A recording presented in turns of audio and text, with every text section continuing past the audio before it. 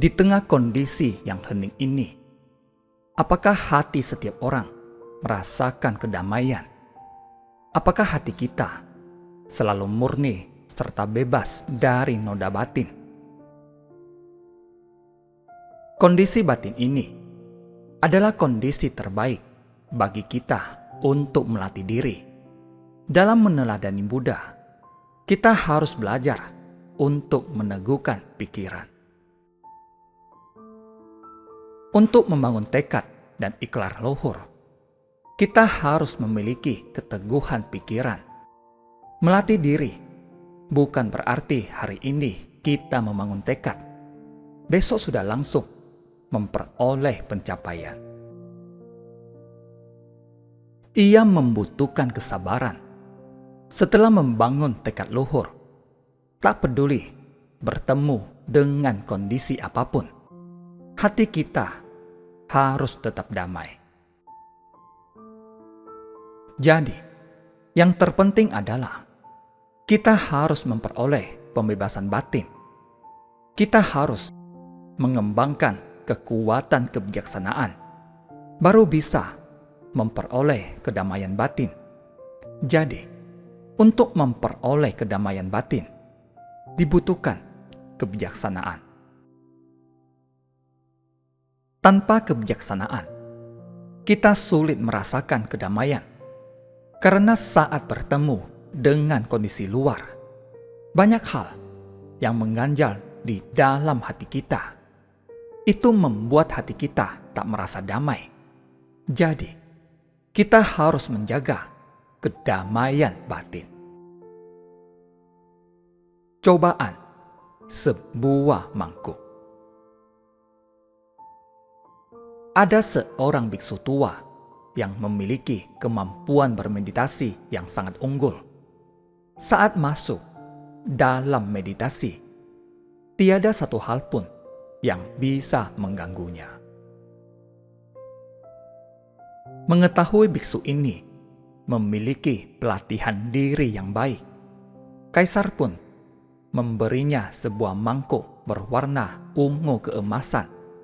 Saat menerima mangkuk itu, sang biksu merasa sangat gembira.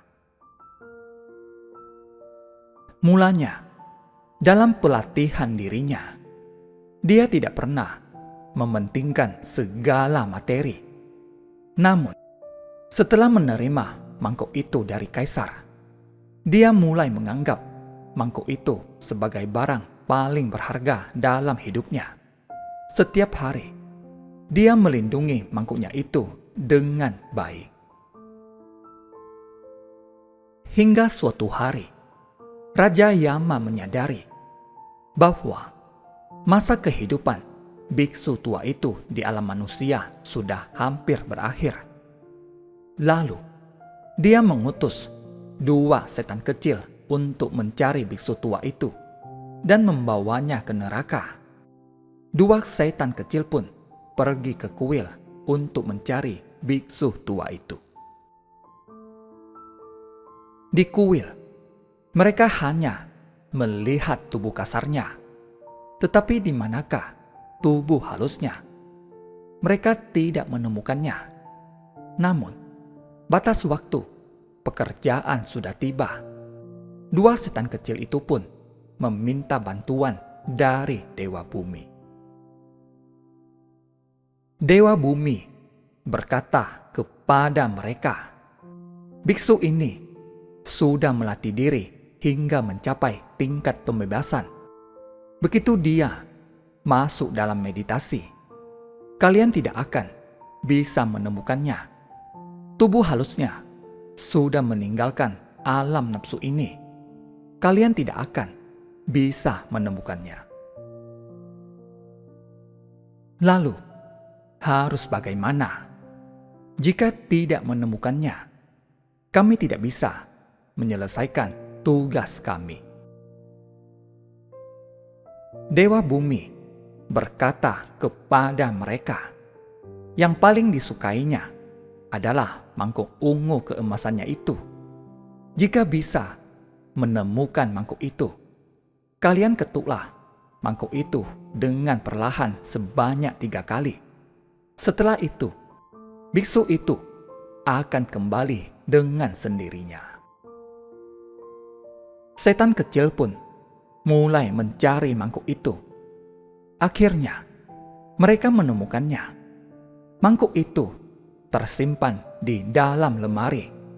Setan kecil segera mengeluarkan mangkuk itu, lalu mengetuknya sebanyak 3 kali sesuai petunjuk Dewa Bumi. Mendengar suara ketukan mangkuk, biksu tua itu tersentak. Siapa yang menyentuh mangkuk saya? Dia lalu keluar dari meditasi dan segera membuka lemarinya. Setan kecil segera menangkapnya dan berkata, "Waktumu sudah tiba." Biksu itu berkata, "Saat saya masuk ke dalam meditasi, kalian tidak bisa menemukan saya. Mengapa sekarang kalian bisa menemukan saya?" Setan kecil berkata, "Di dalam hatimu masih ada kemelekatan terhadap dunia fana ini. Dalam hatimu masih ada sedikit nafsu keinginan.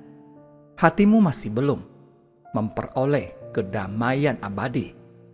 Karena itu, begitu saya mengetuk mangkuk sebanyak 3 kali, kamu langsung kembali." Biksu itu berkata, "Ternyata begitu. Baiklah, jika usia kehidupan saya sudah akan berakhir, kalian boleh membawa saya. Namun, mohon beri saya sedikit waktu lagi. Setelah itu, saya akan segera pergi dengan kalian."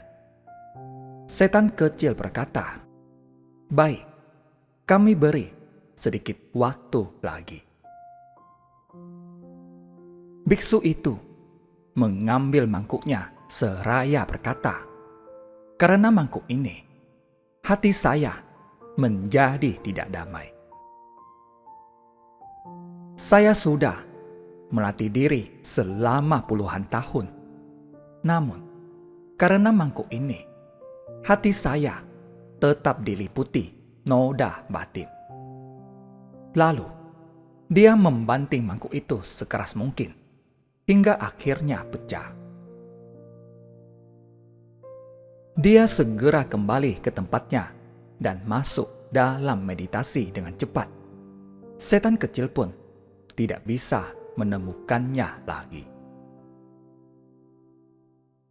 Meski ini adalah sepenggal kisah lama, tetapi ia mengingatkan kepada kita bahwa ada kalanya kita terbelenggu oleh noda batin yang sangat halus, hingga akhirnya menutupi kebijaksanaan kita yang cemerlang.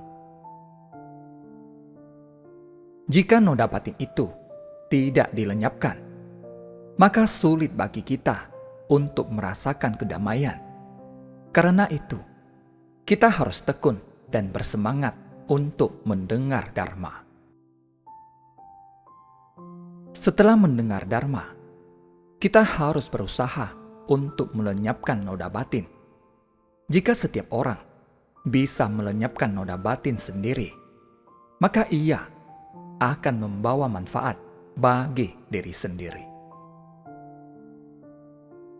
Karena itu, saya sering berkata, guru membimbing kalian masuk ke dalam pintu, tetapi pelatihan diri bergantung pada pribadi setiap murid. Dengan membina kepribadian yang baik, baru kita bisa memiliki keluhuran. Kita harus membina diri terlebih dahulu, baru bisa memiliki keluhuran. Kita harus menjaga pikiran dan melatih diri sebaik mungkin untuk membina sifat luhur kita. Dengan begitu, baru kita bisa diyakini dan dihormati oleh orang banyak. Setelah itu, kita akan dapat membimbing orang banyak tanpa ada rintangan. Kita harus memberi manfaat bagi diri dahulu, baru bisa memberi manfaat kepada orang lain. Semoga setiap orang dapat menerapkan prinsip kebenaran ini dalam keseharian. Saat memahami satu kebenaran, kita akan dapat menembus prinsip-prinsip lainnya. Dalam menghadapi semua makhluk dan berbagai kondisi luar, apakah hati kita bisa merasakan kedamaian? Itu semua bergantung pada kondisi batin kita. Untuk sungguh-sungguh merasakan kedamaian, kita harus memberi manfaat pada diri sendiri, sekaligus memberi manfaat pada orang lain. Inilah kedamaian batin yang sesungguhnya. Terima kasih, semoga bermanfaat.